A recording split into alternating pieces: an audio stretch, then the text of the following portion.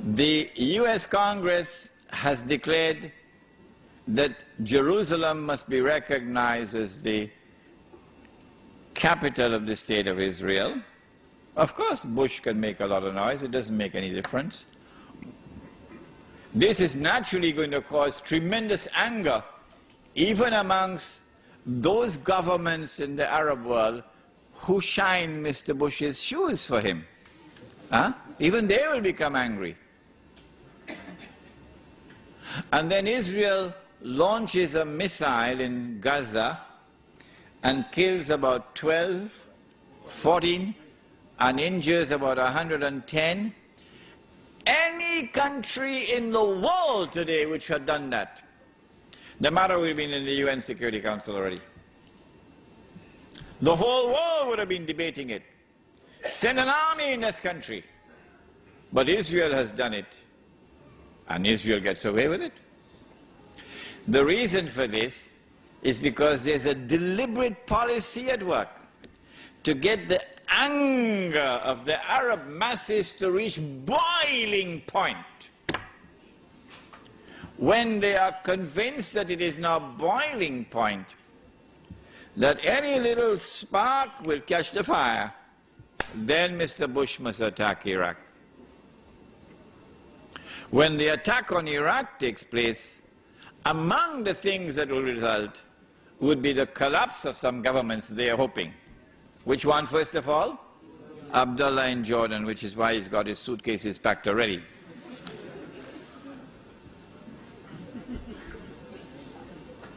The West, which controls the media around the world, will now use the media for a crusade, media crusade, declaring that the world of Islam is now rising up to cut the throats of the Jews. The Jews are now faced with the most perilous moment in their history. I told you 2 or 3 nights ago, I said this is going to be drama worthy of Hollywood when it happens. And there will be even Muslims who are going to be convinced by it. It is at that time when the world is looking to Israel. What are you going to do? You've got to do something. Otherwise these Muslims are going to cut your throat. It is then that Israel says, okay, we're just launching a preemptive strike. But it's not going to be a preemptive strike. It is going to be the war which has already been planned long, long ago. It's going to be a lightning strike with the use of a military power unmatched in history. Dazzling war, it's called.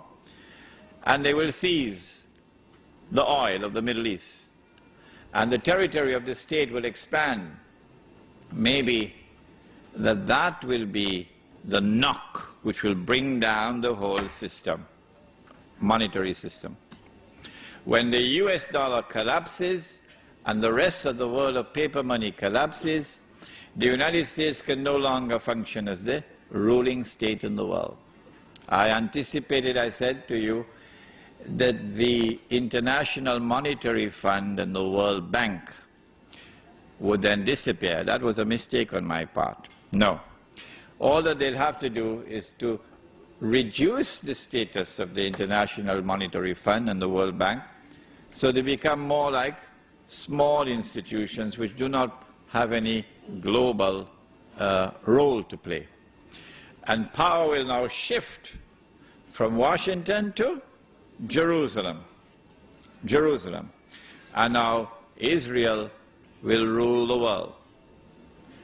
I have used the hadith that when Dajjal is released, he will live on earth for 40 days. 1 day like a year, 1 day like a month, 1 day like a week, and the rest of his days like your days. To explain that the first day, it is Britain, which is the headquarters of Dajjal, using the hadith of Tamim Dari. But I said, this is my opinion. You're free to disagree with me. But if you want to disagree with me, close the door. You can't leave. No, you can't leave.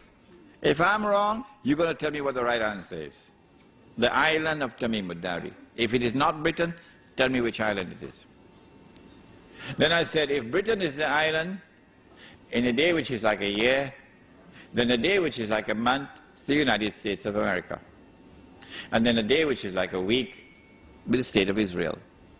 And at the end of that would come a day which is like our day, so he'll be in our dimension of time.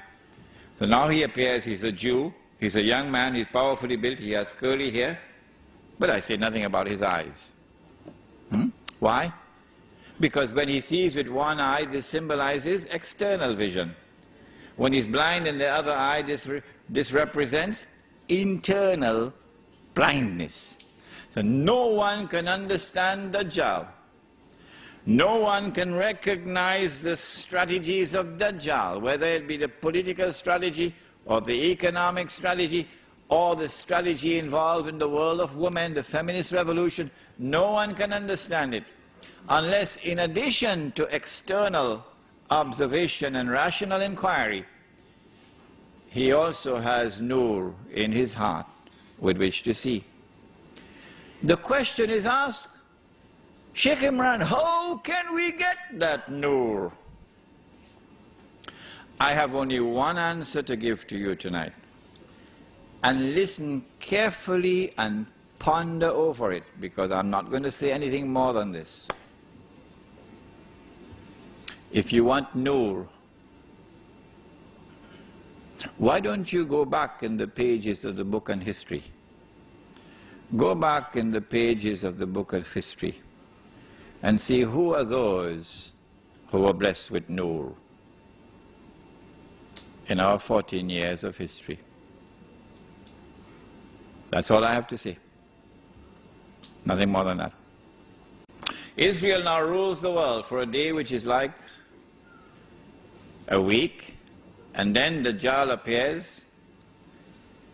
And when Dajjal appears, we have the Imam, and then the confrontation, and then the son of Mary, and Dajjal is killed and Gog and Magog are destroyed, and then the army from Khurasan and this state of Israel is destroyed. وَلَا تُقَاتِلُنَّ الْيَهُودَ وَلَا تَقْتُلُنَّهُمْ حَتَّى يَقُولُوا الْحَجَرُ يَا مُسْلِمْ هَذَا يَهُودِيٌّ وَرَائِي فَتَعَالَ فَاقْتُلْ. And then the Holy Land is liberated, and Islam will now rule the world from Jerusalem. Good. Now then, what do we do in the meantime? Do we sit down and wait for the Imam al-Mahdi?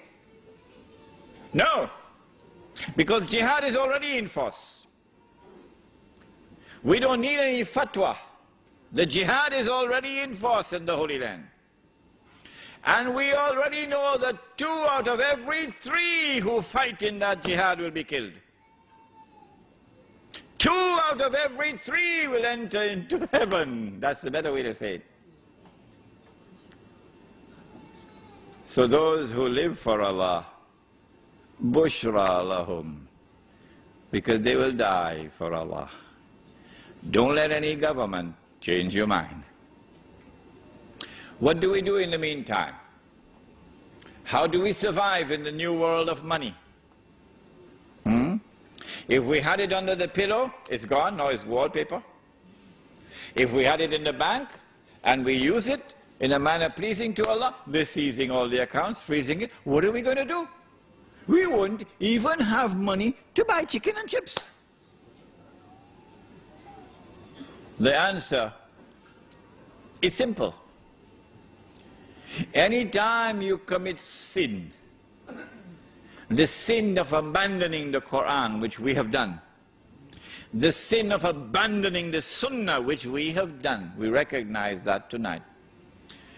Then Allah subhanahu wa ta'ala knocks on the door of our heart and He says, Tubu ilallah.